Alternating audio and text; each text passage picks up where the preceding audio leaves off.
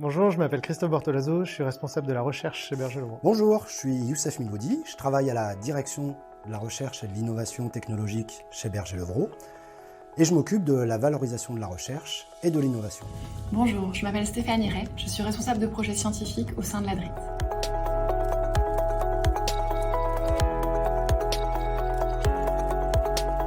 Je représente la direction de la recherche et de l'innovation technologique chez Berger-Levrault, la DRIT comme on l'appelle en interne.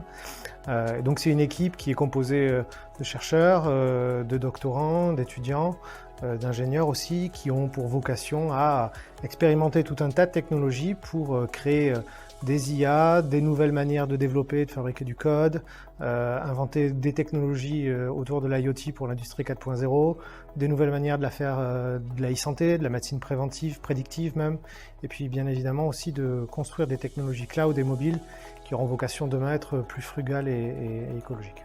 Comment intégrer la complexité du réel, rendre intelligible des faits, répondre aux enjeux du numérique dans nos sociétés.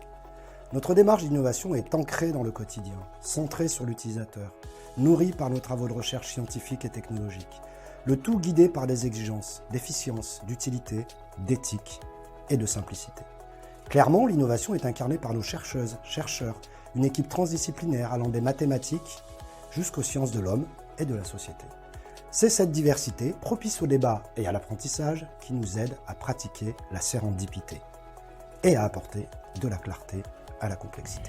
Pour nous assurer que les innovations proposées vont réellement apporter de la valeur à nos utilisateurs, nous utilisons des méthodes issues des travaux scientifiques en interaction humain-machine et en sciences humaines et sociales. Par exemple, nous avons un projet d'optimisation des plannings d'intervention, basé sur des algorithmes bio-inspirés. Pour que les planificateurs puissent avoir confiance dans les résultats de l'IA et se les approprier, nous avons mené des entretiens semi-dirigés et nous leur avons fait remplir des échelles de confiance avec différents cas d'usage pour évaluer le niveau de transparence attendu de la part de l'IA.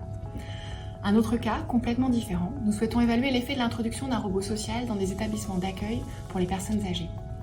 Nous avons donc effectué des immersions avec une approche ethnographique en établissement avant l'introduction du robot, afin d'observer les interactions sociales.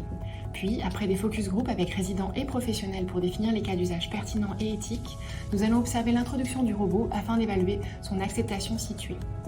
Nos travaux incluent également des recherches prospectives de plus haut niveau, permettant de fixer un cadre conceptuel pour nos réflexions sur le numérique de demain, notamment sur l'impact environnemental de nos solutions, l'éthique et la confiance dans les IA, l'inclusion et la capacitation numérique des utilisateurs.